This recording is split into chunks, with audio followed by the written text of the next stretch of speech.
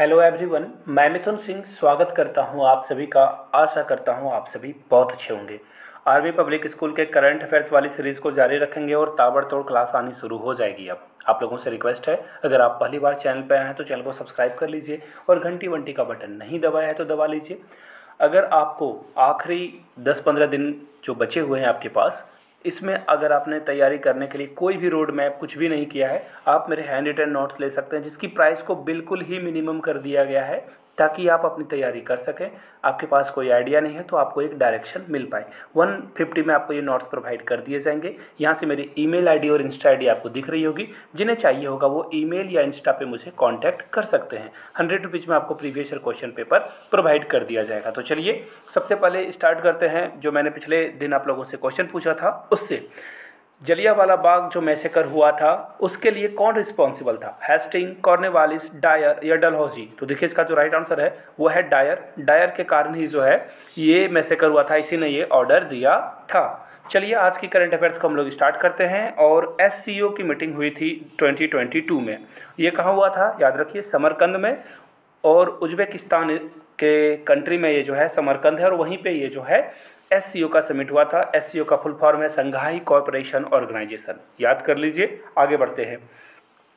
और यहाँ पे इंडिया को जो है ना प्रेसिडेंसी चुना गया है। तो अगले साल की जो भी यहाँ पे ऑर्गेनाइजेशन होगा वो होगा इंडिया में, और इंडिया इसका प्रेसिडेंट होगा।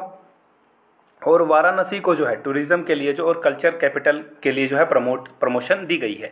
तो यहाँ से क्वेश्चन आप लोगों के सामने बन सकता है कि संघाई 5 जो है ना, ये चाइना ने इंटरनेशनल अलायंस किया था संघाई 5। तो ये कब हुआ था?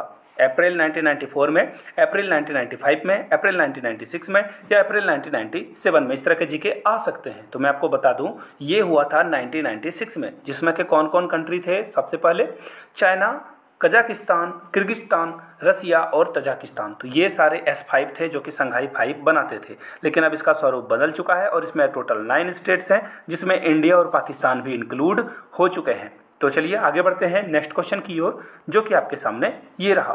Headquarter of biodiversity international is located at, यानी कि बायोडाइवर्सिटी इंटरनेशनल कहाँ पे है? इसके हेडक्वार्टर आपको ये बताना है। रोम में, जेनेवा में, पेरिस में या मनीला में? तो देखिए इसका जो राइट आंसर है वो होगा रोम।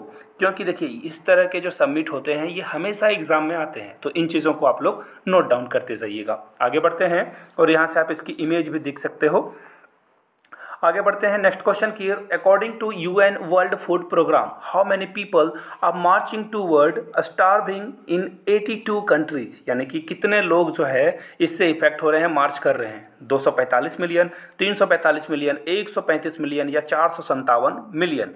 तो देखिए इसका जो राइट आंसर होगा यहाँ से आप देख पाओगे 345, 345 मिलियन जो है ना लोग भूखे रह रहे हैं। स्टार्विंग यानी कि जब भूख लगती है जोरों से, उसे बोलते हैं। और देखो न्यूट्रिशन नहीं मिलने के कारण बच्चे की हालत ये हो जाती है जिसे आप लोग कुपोषण के नाम से जानते हो। तो इस तरह की चीज़ें नहीं आनी चाहिए। अगर आप फूड ज़्यादा यूज़ कर रहे हो, आई मीन वेस्ट कर रहे हो, रात को खाना बच जा रहा है या दिन में खाना बच जा रहा है, तो अपने आसपास अगर कोई फूड बैंक है वहाँ पे कॉल करके उन्हें दे दें, या आसपास के जो गरीब लोग हैं उन तक खाना जरूर बांट दें। चलिए आगे बढ़ते हैं अगले क्वेश्चन की ओर। बीएसएफ ने पहली बार फीमेल स्क्वाड की जो है, कैमल राइडिंग स्क्वाड की जो है, जो अनाउंस कर दी है, यानी कि ये लोग अब फीमेल को भी कैमल स्क्वाड में शामिल करेंगे। तो ये किस कंट्री के साथ बॉर्डर शेयर करेगा बीएसएफ? वहाँ पे ये मार्चिंग करेंगे, यहाँ पे ये पेट्रोलिंग करेंगे। पाकिस्तान, चाइना, बांग्लादेश या नेपाल? तो देखो सीधी सीधी बात है ना, बिल्कुल सिंपल सा तरीका है। बांग्लादेश बॉर्डर के साथ कोई डेजर्ट है? नहीं है। चाइना के साथ कोई डेजर्ट है? नहीं है। नेपाल के साथ है? नहीं है। पाकिस्तान जो कि राजस्थान के पास वाले बॉर्डर पे आपको डेजर्ट मिलेगा।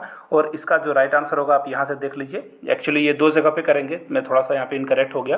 पाकिस्तान के साथ साथ ये बांग्लादेश बॉर्डर पे भी ये जो है, एक्चुअली ये गार्डिंग करते हैं पाकिस्तान और बांग्लादेश जगह पे, लेकिन फिलहाल जो है ये इंडिया पाक बॉर्डर पे इसे डिप्लॉय किया जाएगा। और थोड़े से राजस्थान के साथ साथ गुजरात वाले एरिया में भी ये पड़ता है। तो फिलहाल राइट आंसर आपका क्या हो जाएगा? पाकिस्तान। हम लोग बढ़ेंगे अगले क्वेश्चन की ओर। Which will be the first city in India to implement a fully digital addressing system? कहाँ पे बिल्कुल डिजिटल एड्रेस को जो है लागू कर दिया गया है? इंदौर, भोपाल, जयपुर या कानपुर में? तो देखिए इसका जो राइट आंसर होगा इंदौर। और याद रखिएगा इंदौर से एक और जीके, इंदौर सबसे क्लीनेस्ट सिटी ऑफ इंडिया है और इसे बार बार 2-3 सालों से लगातार जो है इसे अवार्ड मिल रहा है फॉर परफॉर्मिंग प्रिटी वेल। और यहाँ से देख लीजिए इनक्रेडिबल इंदौर की भी आपको यहाँ पे मिल जाएगी। और यहाँ से कुछ और चीज़ें देख लीजिए, Indore is the largest and most populous city in the Indian state of Madhya Pradesh, यानी कि मध्य प्रदेश में सबसे ज़्यादा जनसंख्या कहाँ पे रहती है, इंदौर में रहती है। फिलहाल हम लोग बढ़ेंगे अगले क्वेश्चन की ओर, जो कि आपके सामने ये रहा। The centre and Assam government signed a tripartite agreement with how many armed tribal group of Assam, यानी कि असम के ट्राइबल ग्रुप्स के साथ इन लोगों ने ट्रीटी साइन कर ली है, एक एग्रीमेंट साइन कर लिया है। तो कितने एग्रीमेंट को साइन किया गया है, 8, 5, 6 या 7? तो यहाँ से आप देख पाओगे इसका answer, central government signed agreement with 8 arm tribal groups. देखिए टोटल 8 आर्म ग्रुप्स हैं जो कि अलग अलग लोगों, अलग अलग जो उनकी मांग है, डिमांड्स है, उसके कारण ये लोग रिवेलियन बन गए थे और गवर्नमेंट के साथ इन्होंने साइन कर लिया, जिसमें कि 8 ग्रुप को शामिल किया गया आसाम में। ये शांति पीस जो है स्थापित करेंगे आसाम में। फिलहाल कुछ और जीके जान लीजिए आसाम के बारे में। Assam is non for Assam T and Assam silk, Assam की सिल्क आपको मिलेगी और टी यहाँ का बहुत फेमस है। The state was the first sight for oil drilling in Asia, यानी कि पूरे एशिया में ऑयल ड्रिलिंग सबसे पहले आसाम में की गई थी, याद रखिएगा इस बात को। Asia is home to one horned Indian rhinoceros, यानी कि एक सिंग वाला गेंडा आपको कहाँ मिलेगा, आसाम में मिलेगा। कुछ एडिशनल इन्फॉर्मेशन था, याद रखिएगा इस बात को। आगे बढ़ेंगे अगले क्वेश्चन की ओर। India and which country jointly launched a white paper on urban water waste scenario in India. मैंने ये क्वेश्चन पिछले जीके में भी कराया था। फ्रांस, इटली, डेनमार्क या जापान? तो देखिए इसका आंसर डेनमार्क होना चाहिए। मैं एक बार देख, जी बिल्कुल।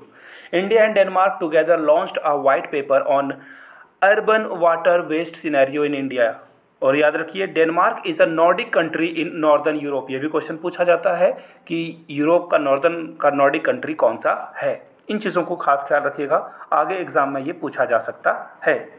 आगे बढ़ते हैं और पूछते हैं क्वेश्चन। आपको मैंने पूछा था जलियांवाला बाग मैसेकर के लिए कौन जिम्मेदार था, तो देखिए Dyer is the right answer, ये इसका करेक्ट आंसर है। आज आप लोगों के लिए क्वेश्चन ऑफ द डे ये पूछूंगा, महात्मा गांधी की हत्या किसके द्वारा की गई थी, यानी कि असैसिनेशन ऑफ महात्मा गांधी किसके द्वारा की गई थी। आपको नीचे कमेंट करके इसका आंसर बताना है। वीडियो यहाँ तक देख लिए तो कमेंट जरूर कर देना आप। और फाइनली फिर से एक बार मैं बता दूं, 150 में आप मेरे हैंड रिटन नोट्स प्लस आपको प्रीवियस क्वेश्चन पेपर प्रोवाइड कर दिया जाएगा। जिन्हें लेना हो यहाँ से मेरी ईमेल आईडी और इंस्टा आईडी जरूर देख लें। आप सभी का बहुत बहुत शुक्रिया वीडियो को देखने के लिए। Please like, share, subscribe. Thank you.